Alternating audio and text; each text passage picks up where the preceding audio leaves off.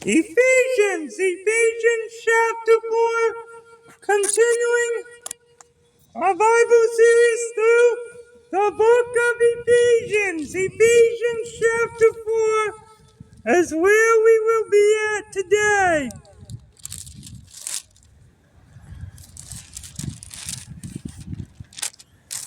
Lord willing, Ephesians 4, 5, and possibly 6.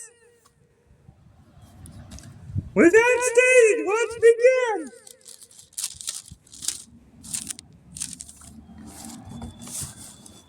Therefore, Ephesians chapter 4, verse 1. I, therefore, the prisoner of the Lord, beseech you that ye walk worthy of the vocation within ye are called. Verse 2. With all loneliness and meekness, with long suffering, forgiving one another in love. Verse 3. And being doing to keep the unity of the Spirit in the bond of peace. For there is one body and one Spirit, even as ye are called, and one hope of your calling. 5. One Lord, one faith, one baptism. 6. One God and Father of all, who is above all and through all, and in you all. 7. But unto every one of us is given grace according to the measure of the gift of Christ. 8. Wherefore he saith, when he ascended up on high, he led captivity captive, and gave gifts unto men.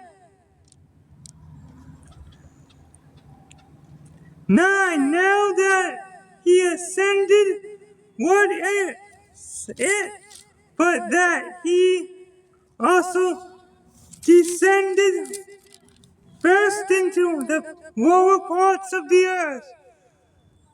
10. He that ascended is the same that also that ascended up far above all heavens, that he might fill all things. 11. And he gave some apostles, and some prophets, and some evangelists, and some pastors and teachers, for the perfecting of the saints, for the work of the ministry, for the edifying of the body of Christ. 13. Till we all come in the unity of the faith, and of the knowledge of the Son of God, unto a perfect man, until the measure of the stature of the fullness of Christ.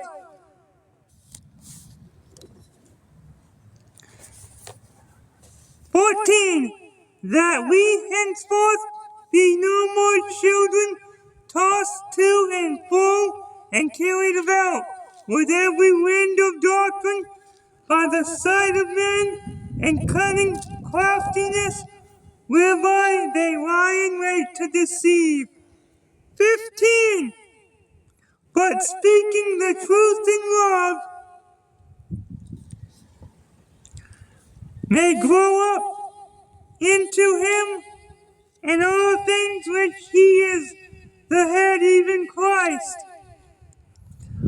from whom the whole body, built, joined together and compact by that which every joint supplieth, according to the effectual working in the measure of every part maketh increase of the body unto the edifying of itself in love. 17. This I say therefore the tests and testify in the Lord that ye henceforth walk not as other Gentiles walk in the vanity of their mind, 18, having the understanding darkened, being alienated from the life of God through the ignorance that is in them because of the blindness of their heart. 19, who being past feeling have given themselves over to lasciviousness, to work all uncleanness with greediness. 20, but ye have not so learned Christ. 21, if so, be that ye have heard him and have been taught by him as the truth is in Jesus. 22, that ye put off concerning the former conversation the old man, which is corrupt according to the deceitful lust.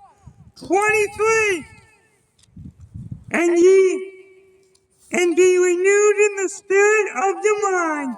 24, and that ye put on the new man, which after God is created in righteousness and true holiness. 25, wherefore putting away lying, speak every man truth with his neighbor. For we are members one of another. 26, be ye angry and sin not. Let not the sun go down upon your wrath. There's a long way to get angry in the right way. The right way is righteous indignation. If somebody sins,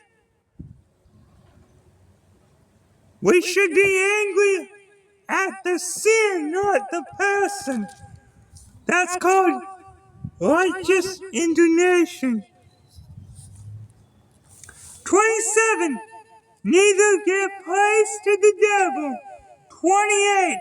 Let him that stole steal no more, but rather let him labor, working with his hands the thing which is good, that he may have to give to him that needeth.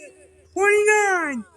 Let no corrupt communication proceed out of your mouth, but that which is good to you, to the use of edifying, that it may minister grace unto the hearers. 30. And grieve not.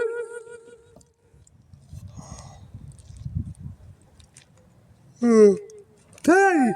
And grieve not the Holy Spirit of God, whereby ye are sealed until the day of redemption. When is the day of redemption? That would be the rapture. Now 31.